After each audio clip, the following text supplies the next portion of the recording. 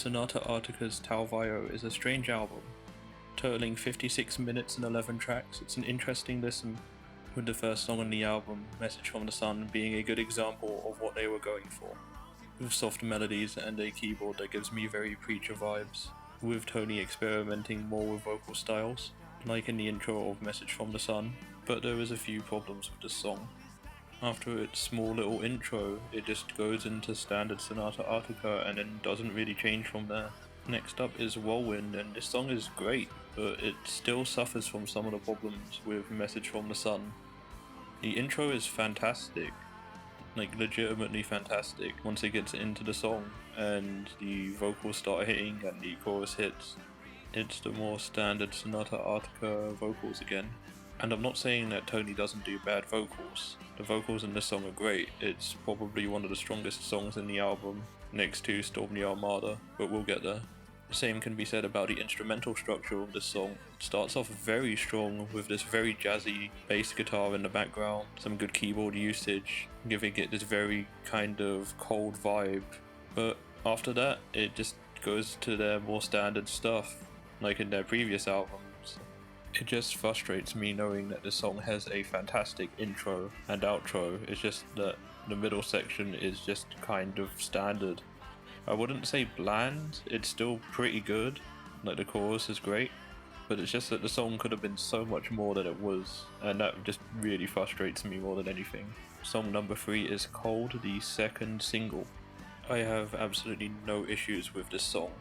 The intro vocals are great, and the instruments used in the song, the guitars, the drums, the bass, the keyboards, are just overall great. I have no issues with the song. It just sucks that it takes 3 songs in to get something that's genuinely good, considering that Message from the Sun and Whirlwind were these songs that were just underwhelming. And then it comes to this third song that is just good.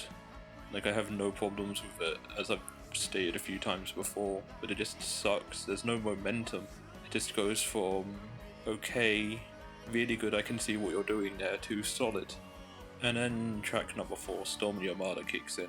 And look, it's the best song on the album, with a fantastic vocal and instrumental intro, and I know that's the 4th time that I've said that.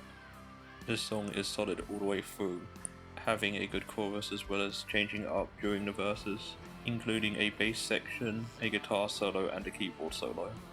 While it doesn't end as great as Whirlwind, it still ends on a high note. Let's move on to the 5th song on the album, The Last of the Lambs. And since I keep mentioning the problems with the vocals being great at the start and not really good towards the mid-sections of the song, they decide to keep this kinda soft vocal style all the way through this time, and it results in a song vocally that is great. Unfortunately, I'm not the biggest fan of this song. It's a very slow song, reminding me very much of a ballad, although I don't know if it is a ballad. It's slow all the way through, and usually when it comes to slower songs I prefer it to build up to something, but this song doesn't really have a build, it just kinda hits its notes. Next up is Who Failed the Most. Now this song got its own music video to coincide with the release of the album, and it's what I've been using as background footage. I don't know why they decided to make this one release on the same day as the album, because it's solid. Like Cold, it is a good song. Tony really pulls his weight with the vocals on this. But out of all the songs on this album, this song is very Sonata Arctica, in a good way. But something I don't get is, why is The Last of the Lambs before this? Whirlwind, Cold and Storm the Armada are solid songs, and this song would have been great after those. But why does it go from like these more heavier songs into a song that is slow and then immediately more heavy? I don't get it. And what's even stranger is the song that comes up after this. Ismo's got good reactors. It's an intermission song that's heavier than most of the album. And I'm not joking, this song is seriously heavier than most of the album. And it features the best guitar work on the entire album. Track number 8 is Demon's Cage. And this is the heaviest song with vocals on the album. So we finally got there, a song that is more traditional power metal. I don't really have much to add on this, apart from it's up there with tracks like Cold and Storm the Armada. But something strange is, on my first listen, I didn't really like this song, but then after a few more, I started to enjoy it. And after I've been thinking about it, I think it's down to two things. One, the song is heavy, and two, it's not what they were going for on the album. With the album being more softer and the song being quite heavy, but it's a welcome addition to the album.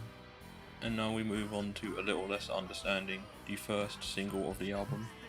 I don't really think they should have picked this song as their first single compared to Cold or Who Failed the Most, because I prefer those two songs and I think they're solid, but A Little Less Understanding does show what this album is trying to go for, so I can understand there.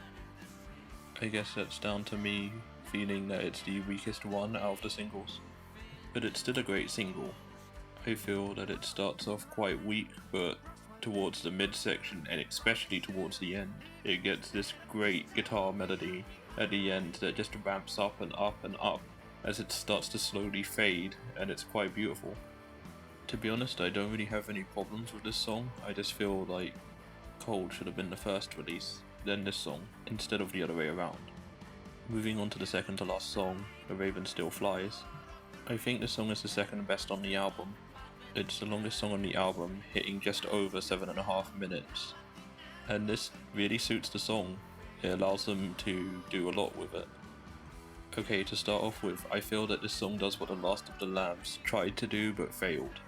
It has this very soft intro that's just nice and clean with good vocals and melodies, and it transitions nicely from section to section, whether it be the chorus or the different verses of the song, with the highlight of this album being about 3 minutes in with this small drum solo that leads into this keyboard section, as well as having this long outro that really suits the song. And now on to the final song, The Garden, and I'm just going to say up front, I'm not the biggest fan of the song. I feel that it's the weakest song in the album, and it makes this album less memorable in my eyes, because the weakest song on the album is right at the end. So let me start with the good parts of the song, that being the instrumentals.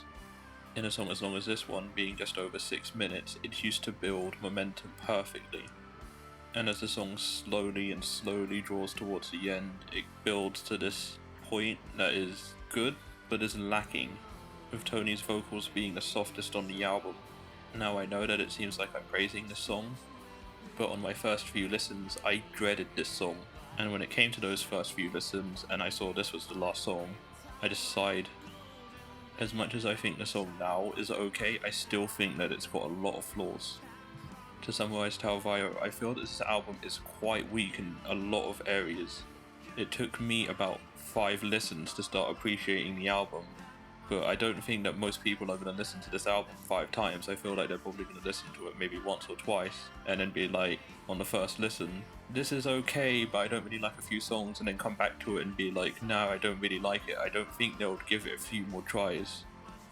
I don't think this is helped by The Last of the Lambs placement. I feel like that should have been placed more towards the end, where the more mellower songs, the more slower songs were, because it really got in the way of songs like Who Failed the Most and Demon's Cage, because the album was building to these heavier and heavier songs, and then it could have worked out better if they placed it later in the album, because they could have built to Demon's Cage, the heaviest song on the album, and then just descended from there, because it would have made the song The Garden more impactful, but it just ends up failing at that job.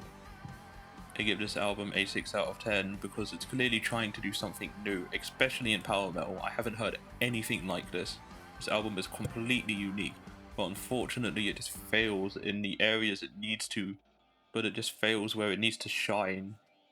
So I can't really recommend this to anyone unless you're willing to give this album a few listens in order to start appreciating it. And before I go, thank you for watching.